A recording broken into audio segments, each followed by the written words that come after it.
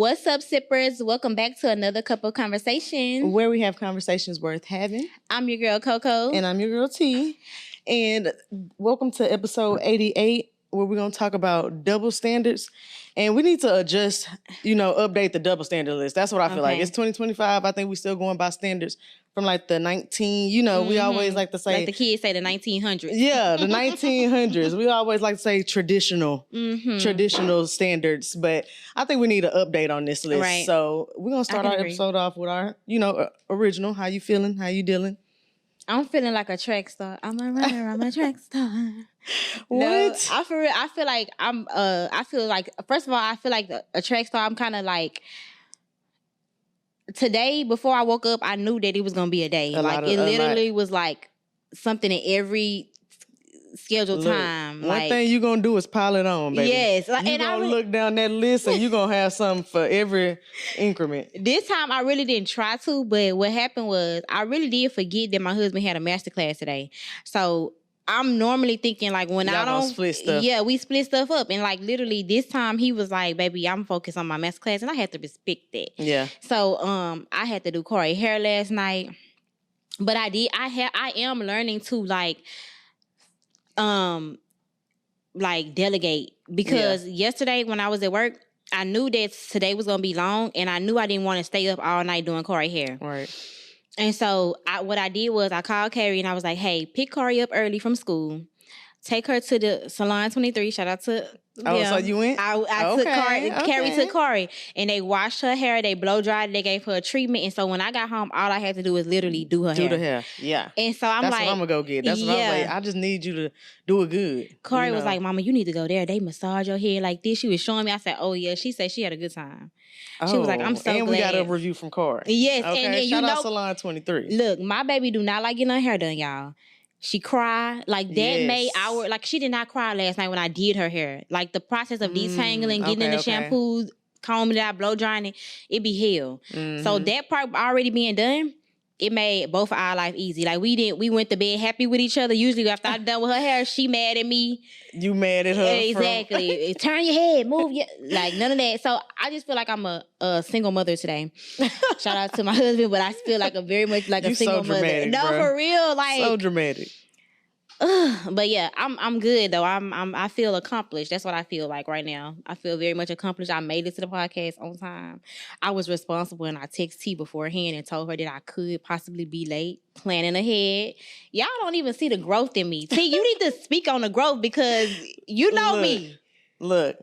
We did turn it up from 30-minute Coco. She's now an hour Coco. Yeah, I be 30-minute Coco used to think she can get everything done in 30 minutes. I'll be there in 30 minutes.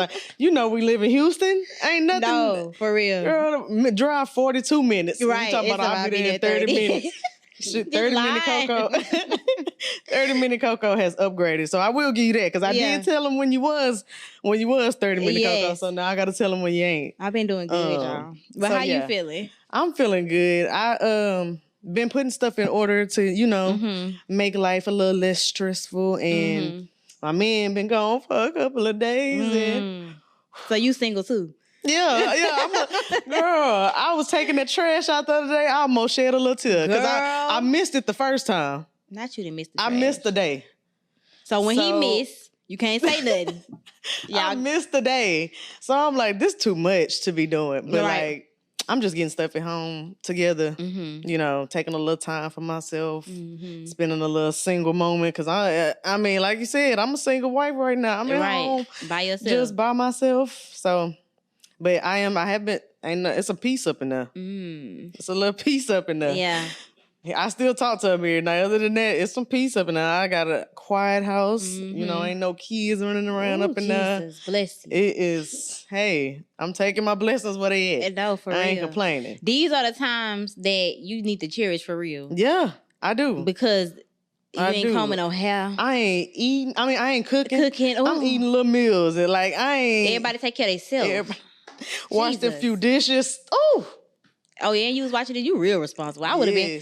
Well, they piled up one day, but I got up in there. I got up in there. It's Saturday. That's what you do. Yeah. But let's go ahead and get into our spill of the week. The trendy topic is going to be from tonight's conversation. Now, this is a quote from a lady that came up to the mic, and I just wanted to, let's speak on this real quick. Which episode? It was the one in Houston? No, I think they was in Detroit or something. It was really good. Let me say that. Tonight's conversation in Houston, me and my man went, and it was really, really good. Lex and Dre was there. Toya was there.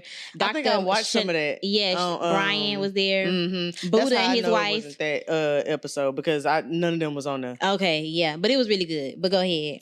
So she got up there and asked, what do you do when you are in a relationship with a man that's not financially stable or responsible as you are with money, but he's your best friend and y'all are in a relationship? So I asked that because if a man came up there and asked about that, the same thing about a woman, it would have been a lot of people thinking that's normal. You know, you take care of your best friend. She didn't say she was necessarily taking care of him. She just said that he was more irresponsible with his money than her. So how would you? I don't know if I right away the double standard hit my brain because when you just said that if it was the other way around, I was thinking the other way around, and the same thing around is. It's kind of hard because you don't want to just say dump somebody or like not be with somebody. But my mindset is out of the problems in a relationship, money is like one of them. Money and sex. Like those be the main problems. Mm-hmm. And when you go into a relationship with money being a problem, like you kind of setting yourself up for money being a problem and being and it growing. Yeah. You know what I'm saying? So I would have a deep conversation with that person and let them know that our growth is not aligned. You know what I'm saying? I'm not saying you have to be super mature and all the way developed all the time, but what I'm saying is in certain aspects you do because that's a part of being a functional adult. Yeah. You know what I'm saying? Even if you were by yourself, you would have to have these same responsibilities. Exactly. You have to have this stuff like down to a science. You got to know what you're doing. And that goes for me, that goes for women or men, because how can I think about having children with you and you not responsible with money? Because it's about to get even tighter or it's about to get even more strict around here as it relates to money. Right. Like when you have a child, when you got bills, you got insurance, you got mortgages. Woo. Like you really setting yourself up for failure, I feel like. So it's not like I would say like lead that person, but you would have to really do some self-evaluation and you would have to do some evaluation of the person that you really about to be in a relationship with. Right. I agree. Like one of the sentiments from the people on the panel, they were just like, if you can afford to do that, do. But if you feel like this is going to cause a strain down the line and you really feel like that's going to be a problem, money is going to be a problem because you said money and sex. That's that's the main things. And in her particular situation, she was getting good sex. So she was probably putting the money on the back burner for a second. But once that balances out, because eventually it always does. You can go in high with the money and down here on the sex, and then it might get better. But then you can go up here high on the sex and down here with the money, and you might even... What I will say, though, is as a woman, and I'm just being completely honest... It sound good, like how they say if you can afford to do that right now. But at the end of the day, I don't know where it has not happened, and but the resentment is gonna grow. That's where the double standard come in, because men don't resent women. Yeah, for taking care of them. Listen, but it's not because you might not be able to take care of me financially as a woman. What a man needs from a woman is not necessarily finances all the time, right? What they from the core, you get what I'm saying? Because if a man was left up to it, they would not want a woman to financially take up. You know what I'm saying? Whether it happened or not, they really would want to have their own money. So I think that what you need from a woman, the nurture, the cooking, the cleaning, the this and that. If she didn't have that, if she was a lazy, nasty woman, like you might be like, oh, the sex, wow, the sex good. But when you get into a real marriage with somebody and you get into a relationship where you got kids and all this stuff, that sex ain't gonna outweigh when you coming home and your house nasty. Yeah. And she leaving her drawers in the that's where the problem starts showing themselves. Like, men, you say, I don't think that they, it's a few of them out there that don't care if they ain't the main provider. Like, not that you don't care, but that your woman cannot carry y'all.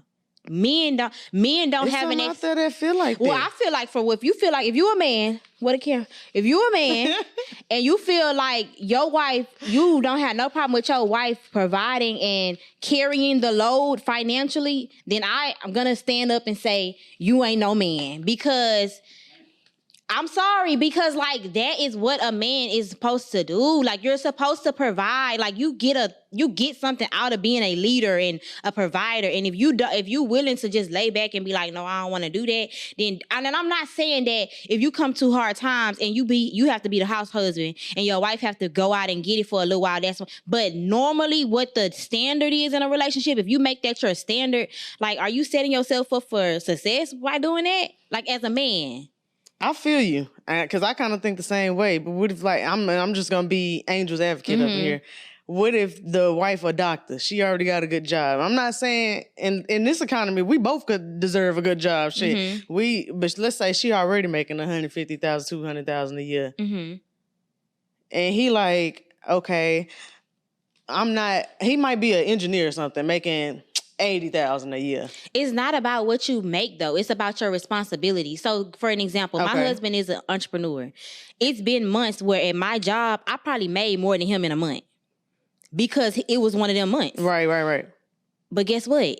Even with what he made, he was still taking care of his responsibility. So you mean like as far as what they paying, like if they living you can be making less than me and still be paying all the bills. They living in a means where either one of them could do it. Yeah. Okay. Yeah, either one of them can do it. Like I feel like ultimately, if you a man and you are laying down, and I'm talking about men that's laying down and saying, "Hey." Again, I wasn't disagreeing. I'm playing Angel's advocate. I'm just trying to. I definitely believe the same thing because like you said, hard times happen, things happen, but if it's not your goal to be the one to provide for the family as a whole, what are you here for? We ain't got too many more to talk about. Because that makes women that puts women in their masculine energy. Really. Right. When you have to be the brains to the operation, that's what that does naturally. Like it's no way around that. Yeah. And I'll go even a step further. The only people that really will, if they get on the internet or if they get anywhere and say, "Oh, I'll take care of my man. I'll take care of my man long term," it's pick me's. That's what you just want a man that bad that you're willing to do whatever you got to do to get one. Anything from a man. Yeah. Like, no, anything. I'm not. I want my standard for my relationship is that my man is the sole provider in our relationship. Do I work and have his back when it's needed and when, and then of course, like the sole thing in a relationship, the bills at the house, the insurance, all that stuff. But I can pay I pay stuff for Corey, like her dance tuition. Yeah. It adds up. It adds up. Going to get her hair done. Her hair costs $100 and some to get her hair done, and not including the hair. Like I don't ask my man for that type of stuff. So I'm not no lazy woman just laying around like, oh, he gonna pay for everything. No. But at the end of the day, I know that it makes my man feel good to be able to provide for his family. Yeah. And so if you don't want that feeling, that's what I mean. Like if you don't even yearn to feel, and that's what I got the pick me energy from that lady. Because baby, you 50 plus years old or whatever the case may have been, and you digmatized? Come on, we too old to be acting like that. But they do say that when you like 50 and older, like you go back almost to like you revert. Like not like so your dumb ass 21. Like you didn't done it. Like sometimes, especially women that have been like divorced or something like that, they like, okay, I didn't had the husband, I didn't cooked, I didn't cleaned, I didn't done all of that. So now I don't care. I'm out here. I pray that never attacks me. I pray that never come my way. Keep that up there. Look, I'm talking about keep that away. I don't need to be that back old outside and dumb. type of energy. I am back outside, but in a more responsible way. I ain't just right. No, I agree. Let them lay up on my couch. Hell to the no. Them cougars be snapping. They be tripping. Snapping trolls. Okay, so to our main topic. What I was saying about, I think it's time for us to do a little update into the double standard list. And my first question was, how do double standards show up in how we define good men and good women? So, for example, like the double standards of if you're dating as a woman is frowned upon more so than when men date around. And I'm not talking about sex, and y'all, I feel like y'all get that very misconstrued. I'm not talking about sex, I'm talking about dating around. That's frowned upon more than women than men. So how do you think that like double standards help us define what we think good people are?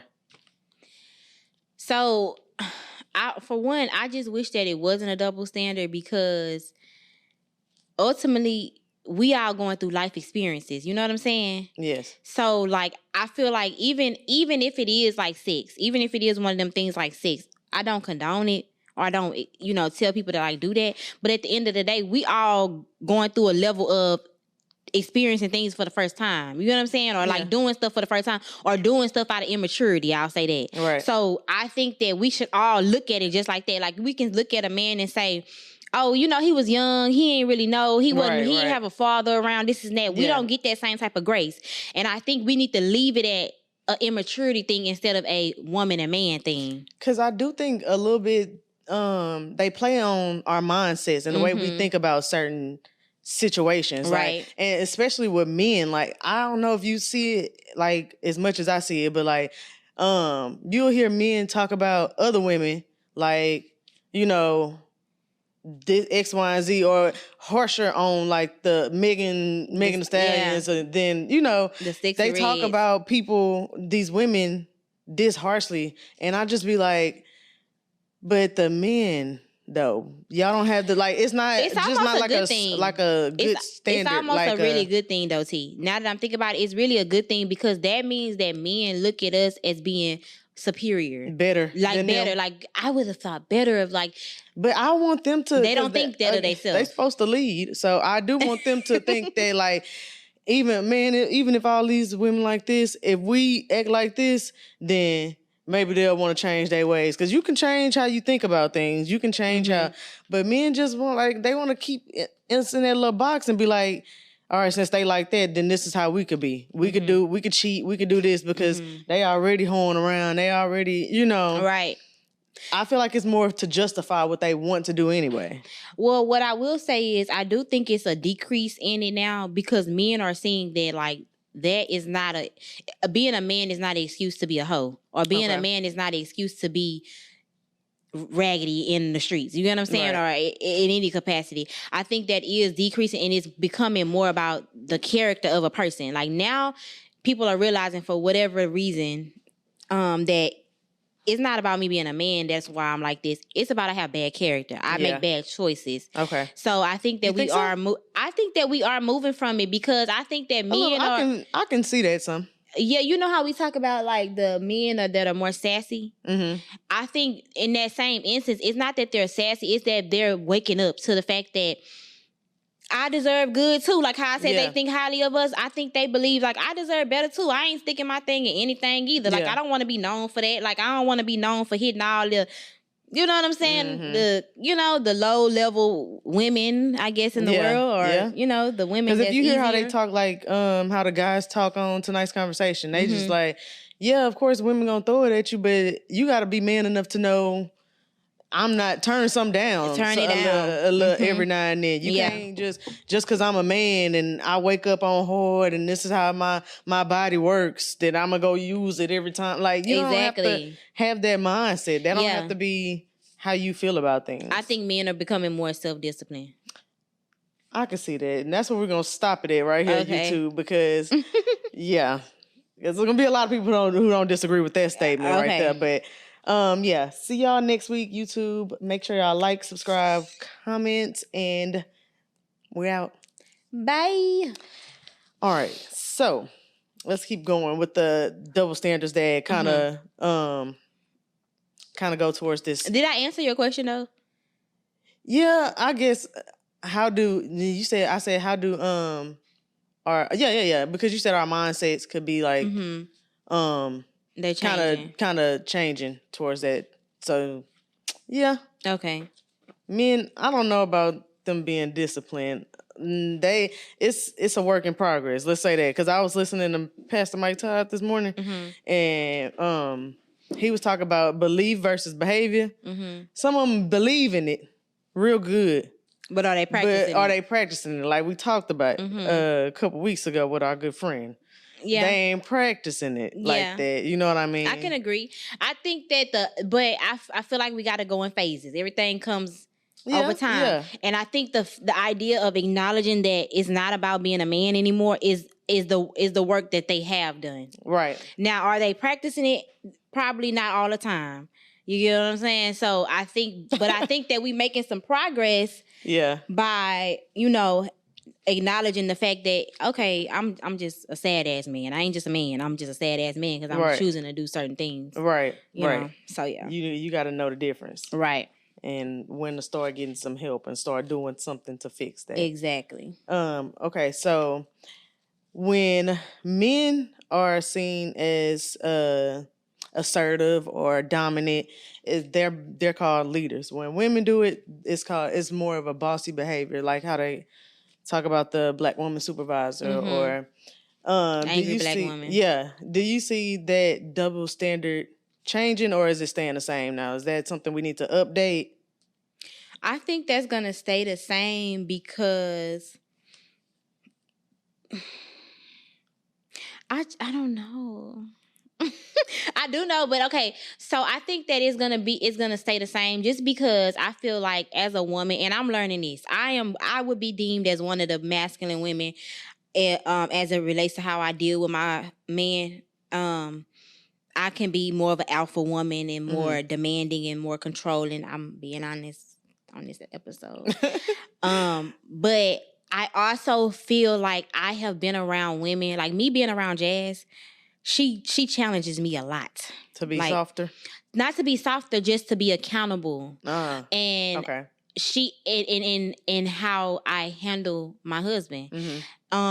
And I have been able to see myself be assertive and be